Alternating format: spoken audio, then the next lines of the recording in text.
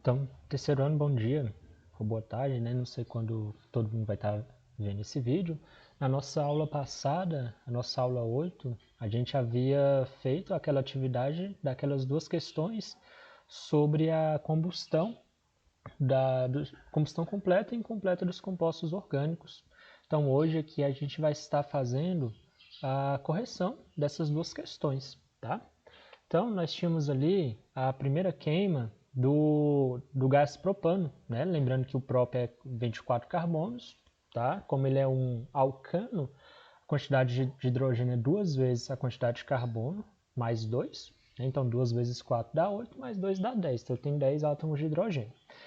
Lembrando, tá? Só revisando, que toda queima é, é a, ela se origina, tá, em uma reação química da interação de um certo reagente com o gás oxigênio. Então, se nós temos uma reação química onde nós temos o gás oxigênio aqui nos reagentes e ele está interagindo com outra substância, essa substância está sendo queimada.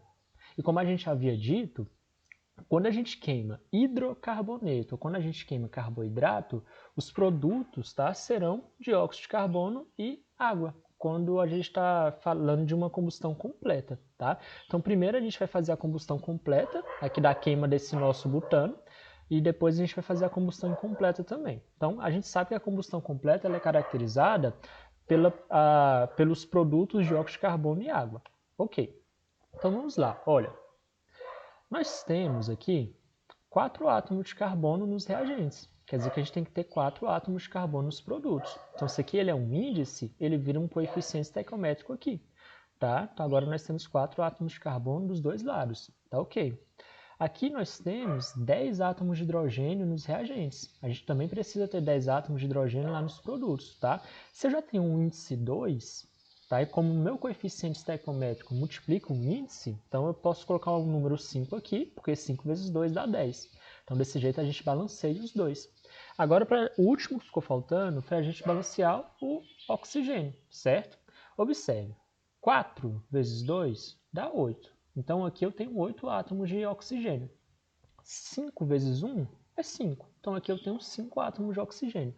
5 mais 8 dá 13. O que eu faço para balancear isso?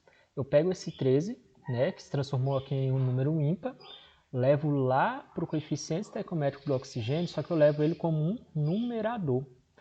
Aí eu pego o índice desse oxigênio e coloco aqui debaixo como um denominador.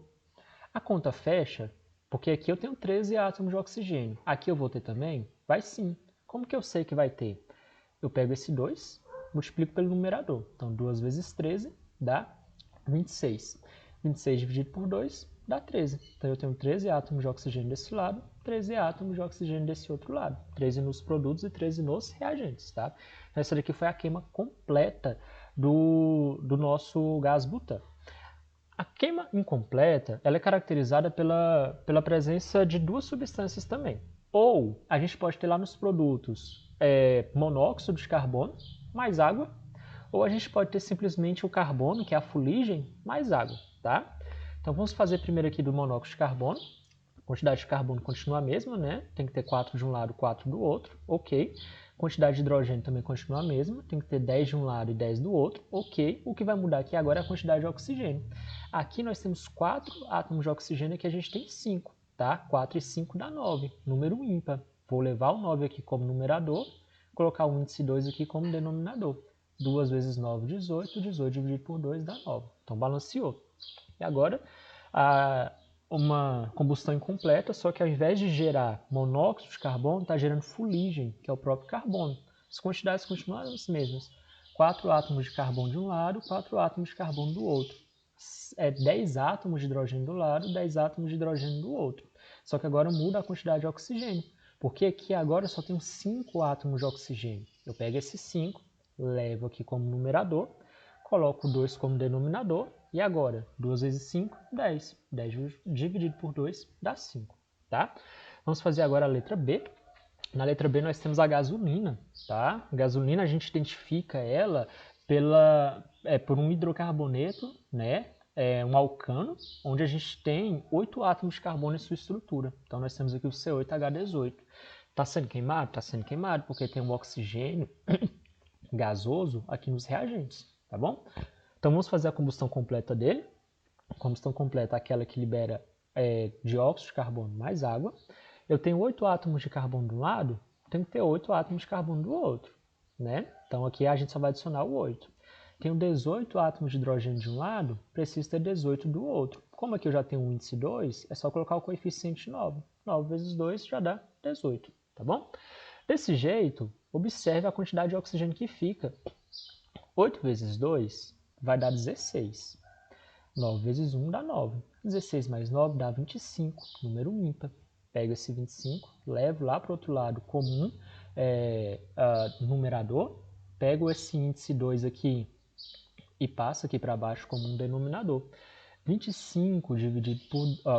2 vezes 25, 50. 50 dividido por 2, 25. Tá? Então, nós temos a mesma quantidade de oxigênio de um lado e do outro. A combustão incompleta, tá? É onde a gente libera monóxido de carbono.